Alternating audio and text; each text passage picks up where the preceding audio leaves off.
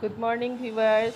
আজি বতৰটো বৰষুণৰ, ধুনীয়া বৰষুণ দি থকা ৰাতিপুৱা। কেমেৰাত অৱশ্যে ধৰা পৰা নাই।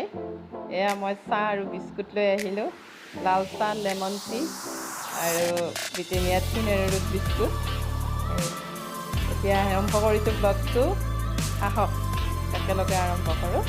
আজি মই ভাবিছোঁ পিৰালি পালেঙৰ এটা ৰেচিপি বনাম কণীৰে সৈতে, যিটো নেকি ল'ৰা ছোৱালীৰ কাৰণে উপকাৰী, আমি ডাঙৰবোৰৰ কাৰণেও উপকাৰী।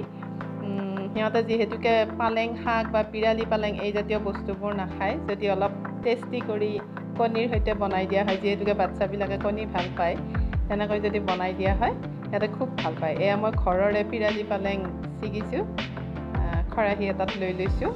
বৰ ধুনীয়া হৈছে পালেংখিনি বৰষুণ পাই পাই। আপোনালোকে পিৰালি পালেঙৰ সলনি বতৰত যেতিয়া পোৱা যাব ঠাণ্ডা দিনত পালেং শাক, সেয়াও ব্যৱহাৰ কৰিব পাৰে, ভাল লাগে। একেলগে এইটোও ব্যৱহাৰ কৰিব পাৰে, সেইটোও কৰিব পাৰে। সোৱাদৰ কোনো ইফাল সিফাল নহয় এই ৰেচিপিটো। তদুপৰি মই অকণমান মচন্দৰী পাত, পদিনা পাতো উঠাই ল'ম পাছত, আৰু দেউতাকক চাটনি বনাই দিম। মইতো নহৰু চহৰু নাখাওঁ। এয়া মোৰ মচন্দৰীখিনি অকণমান জংঘল নিচিনা হৈছে, খুব বন চনবিলাক গজিছে বাৰিষা বতৰ, সেইখিনি উঠাই লৈছোঁ মই। এয়া ডাঙৰ ডাঙৰ হৈছে পাতবিলাক।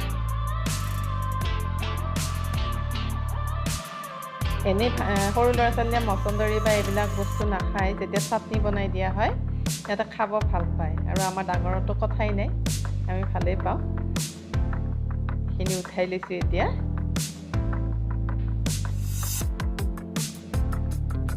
মচন্দৰী পাত পাতত দি পেলাই খাই পাইছেনে নাই?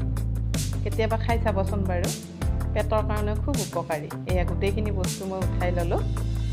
এয়া মই চাটনি অকণমান বনাম বুলি ভাবিছোঁ। মই নাখাওঁ, ইয়াতে নহৰু দিয়া যাব যিহেতু, ফাষ্টতৰ কাৰণে বনাম। এয়া মচন্দৰী পাত ছিঙি আনিছোঁ, আপোনালোকক মই দেখুৱাইছোঁৱে মচন্দৰী পাত। তদুপৰি এয়া পদিনাৰ পাত অকণমান লৈছোঁ, আৰু লৈছোঁ নৰসিংহৰ পাত, এইখিনি দিম লগত, আৰু আদা, নহৰু, এটা জলকীয়া লৈছোঁ। বেছিকৈ জ্বলা নিদিওঁ, কাৰণ খাবলৈ বেছি জ্বলা হ'লে এতিয়া গৰমত ইমান ভাল নহয়। আৰু লগতে লৈছোঁ মচুৰ দাইল অকণ।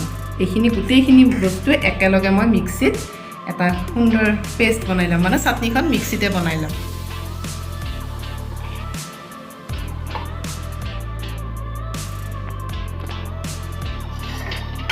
অকণমান মচুৰ দাইল মই এক্সট্ৰাকৈ থৈছোঁ, মোৰ এটা কাম আছে।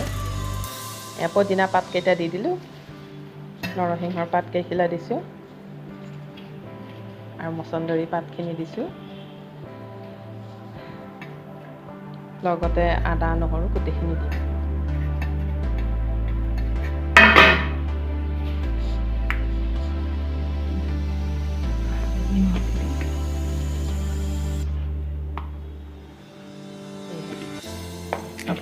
এইখিনিতে আপোনালোকলৈ অনুৰোধ, ভিডিঅ'টো সম্পূৰ্ণকৈ চাব আৰু লাইক, শ্বেয়াৰ, কমেণ্ট কৰিব। যিসকল নতুন ভিউৱাৰ্ছে চাই আছে, ছাবস্ক্ৰাইব কৰিব। মোৰ চাটনি ৰেডি। এয়া মই পিৰালি পালেঙৰ পাত কেইখিলা ঠাৰিৰ পৰা এৰুৱাই লৈছোঁ আৰু ধুনীয়াকৈ ধুই লৈছোঁ। এইখিনিও মই মিক্সিত বৰ ধুনীয়াকৈ মিহি এটা পেষ্ট বনাই ল'ম। এয়া মোৰ পেষ্টটো ৰেডি হৈছে। এতিয়া মই গেছত পেন এখন বহাই দিছোঁ, তাতে দিম 1 টেবুল চামুচ তেল, মিঠাতেল। আপোনালোকে এই ৰেচিপিটো বাটাৰতো বনাব পাৰে। তাত দি দিছোঁ পাঁচফোৰণ কেইটামান, শুকান জলকীয়া এটা। শুকান জলকীয়াটো মই ভাঙি দিয়া নাই, জাষ্ট গোন্ধটো আহিবলৈহে দিছোঁ। এখিলা তেজপাত, আৰু দিম ইয়াতে অকণমান নৰসিংহৰ পাত। তাৰপিছত দিম ইয়াতে মিহিকৈ কুটি লোৱা এটা পিঁয়াজ। এইটো মই সৰু পিঁয়াজ এটা দিছোঁ। এইখিনি ভালদৰে ভাজি লওঁ।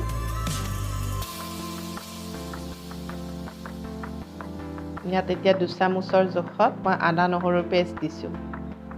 পূৰা মিহি পেষ্ট নহয়, অকণমান থেতেলাই লোৱা।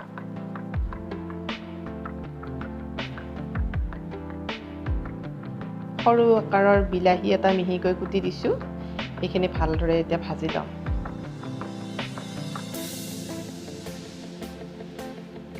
অকণমান জিৰা গুড়ি, অকণমান ধনিয়া গুড়ি দি দিছোঁ, হালধি দিছোঁ অকণমান, নিমখ অকণমান এতিয়া দিছোঁ, পিছত অকণমান নিমখ দিব লাগিব।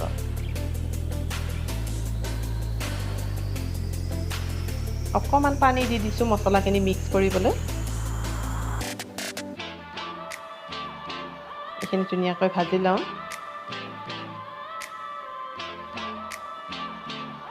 ঢাকোন লগাই দিছোঁ। এতিয়া তেল বিৰিঙি উঠোঁতে তাতে মই মিডিয়াম আকাৰৰ আলু এটা দি দিছোঁ ভাঙি।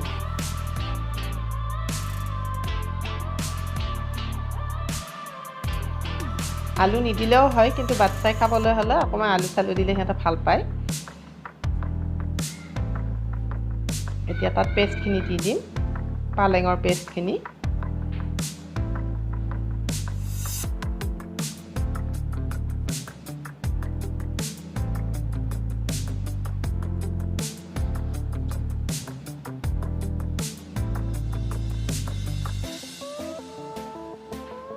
ঢাকন লগাই দিছোঁ। 2টা কেঁচা জলকীয়া দি দিছোঁ। মই এয়া ফালি দিয়া নাই, কাৰণ জ্বলা হ'লে অলপ বেয়া হ'ব, গৰমটো বেছি। কিন্তু ফ্লেভাৰ এটা আহিব, কেঁচা জলকীয়াৰ গোন্ধটো ভাল লাগে, সেইবাবে দিছোঁ। আকৌ ঢাকন লগাই দিছোঁ। মই কণী 3টা লৈছিলোঁ, এটা কণী ভাঙি থাকিলে, আৰু এইটো কণী ভাল কণীকেইটা মানে মই হেৰি কৰি দিছোঁ, অকণমান চুৰিৰে ফালি ফালি লৈছোঁ। সিজাওঁতে এটা কণী ভাঙিছে মোৰ। 3জনৰ কাৰণে বনাইছোঁ, মইতো নাখাওঁ এইকেইটা দিনত। ভাতত দেউতাক আৰু ককাকৰ কাৰণে বনাইছোঁ। এতিয়া গৰম পানী প্ৰায় 1.5 কাপৰ জোখত দিছোঁ মই, আৰু কণীকেইটা তাতে দি দিম। এইটো মোৰ ভঙা কণীটো।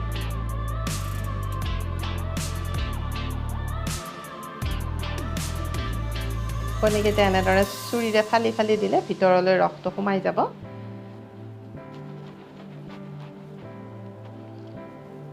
লৰাই পেলাই ঢাকোন লগাই দিছোঁ, আৰু কিছু সময় উতলি থকাৰ পিছত এয়া মোৰ কাৰীখন ৰেডি হৈ গৈছে। তাতে দি দিছোঁ কচুৰি মেথি। আপোনালোকে কেঁচা ধনিয়া থাকিলে বা মান ধনিয়া থাকিলে দি দিব পাৰে, বেছি ভালহে লাগে। মোৰ ওচৰত নাই বাবে মই কচুৰি মেথি ব্যৱহাৰ কৰিছোঁ। মোৰ কণীৰ হেৰিখন ৰেডি হৈ গ'ল, তৰকাৰীখন। সৰু ল'ৰা ছোৱালীয়ে সাধাৰণতে মাছতকৈ কণী বেছি ভাল পায়, সেইবাবে আমি লগতে এনেদৰে পালেং চালেং জাতীয় উপকাৰী বস্তুবোৰ সিহঁতক এইধৰণে বুদ্ধি কৰি বনাই খুৱাব পাৰোঁ। আৰু ডাঙৰেতো আমি খাই ভালেই পাম। কেনেকুৱা দেখিছে মোৰ এইখন কণীৰ তৰকাৰীখন? নিশ্চয় ভাল লাগিছে নহয়নে? এবাৰ ট্ৰাই কৰি চাব ঘৰত। আৰু পুনৰ অনুৰোধ কৰিছোঁ, যিসকল নতুন ভিউৱাৰ্ছে চাই আছে আমাৰ চেনেলটো, নিশ্চয় ছাবস্ক্ৰাইব কৰিব। আপোনালোকৰ ছাবস্ক্ৰিপশ্যনে আমাক উৎসাহ যোগাব। লগতে লাইক, শ্বেয়াৰ, কমেণ্ট কৰিবলৈ নাপাহৰিব। তেতিয়াহ'লে আজিলৈ আহিছোঁ। টেক কেয়াৰ, বাই বাই।